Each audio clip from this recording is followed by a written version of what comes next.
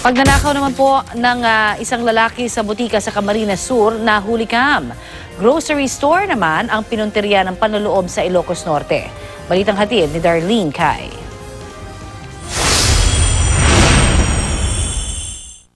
Sa kuhang ito ng CCTV sa isang grocery store sa Sarat, Ilocos Norte, makikita si John Mark Guevara na tila nagmamasid.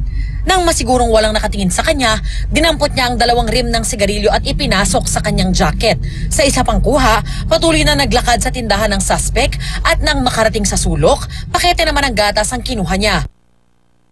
Palabas na sana sa tindahan ng suspect pero dahil duda ang mga empleyado sa kanyang kilos, ay hinarang siya.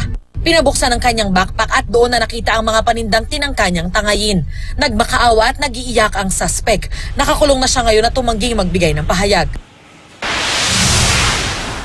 Sa isang butika naman sa Naga, Camarines Sur, makikitang pumasok ang isang lalaki na agad nagtakip ng kanyang mukha. Sa salamin, makikita ang lalaki na sumampa sa mesa at pumunta sa cashier's area. Bagamat hindi na nakuna ng CCTV, nabuksan pala niya ang vault ng butika at natangay ang halos 160,000 pisong pera. Base sa kuha ng CCTV, nakilala ng supervisor ng butika ang suspect na si Janel Taroma, isa nilang merchandiser. Naaresto siya sa follow-up operation. Ibinalik niya ang natangay na pera. Wala siyang pahayag kaugnay ng krimen. Darlene Kai, GMA News.